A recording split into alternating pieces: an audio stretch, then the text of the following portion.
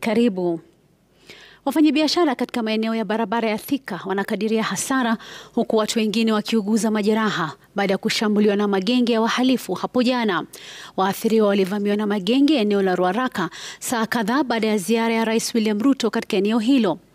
Ben Kirui anatufungulia Nipashe jioni ya leo, akiangazia picha za kamera za CCTV kuhusu yaliowasibu wakazi, huku Inspekta Mkuu wa Polisi Douglas Kanja akisema washukiwa kadhaa tayari wamekamatwa.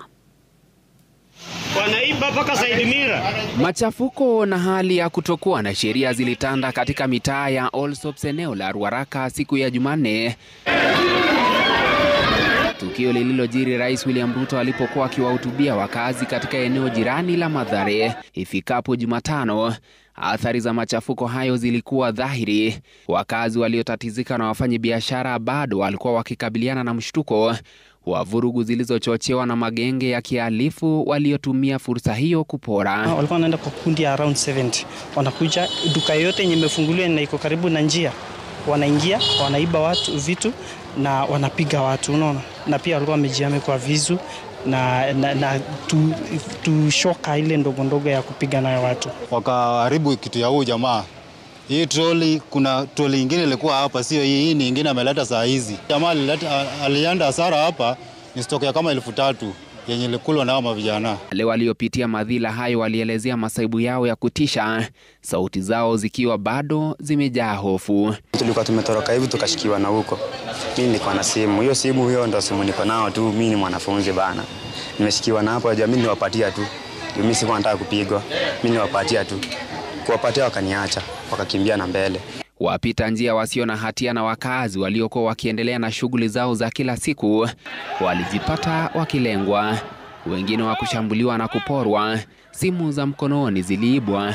Wafanyabiashara wadogo walipoteza bidhaa za maelfu ya pesa, huku biashara nyingi zikilazimika kufungwa kufuatia vurugu hizo. Mimi nauza socks.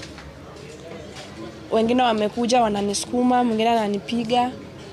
Wengine wanachukua socks wanavaa kwa mikono, wengine wanavaa kwa miguu. Nauza viatu, kuna viatu walichukua, selected few. So it was a traumatizing thing.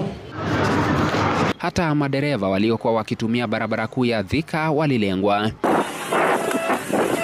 Wakinaswa katikati ya vurugu, magari yao yakiharibiwa, huku magenge hayo yakifanya uharibifu mkubwa.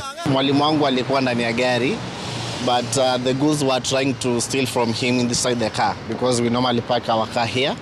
Lakini sasa he had to close the windows na akaruka nyuma ya gari akajificha hapo. Inspekta Mkuu wa Polisi Douglas Kanja amesema uchunguzi umeanzishwa, huku baadhi ya washukiwa wakikamatwa kwa visa hivyo. Ghasia hizo zilizoshuhudiwa katika huu wa Allsops ambapo wahuni walivamia kiholela biashara na wakazi wasio na hatia zilitokea moja kwa moja nje ya lango la makao makuu ya GSU na kituo cha polisi cha Ruaraka, likiibua maswali: ni kwa nini maafisa wa polisi hawakuchukua hatua?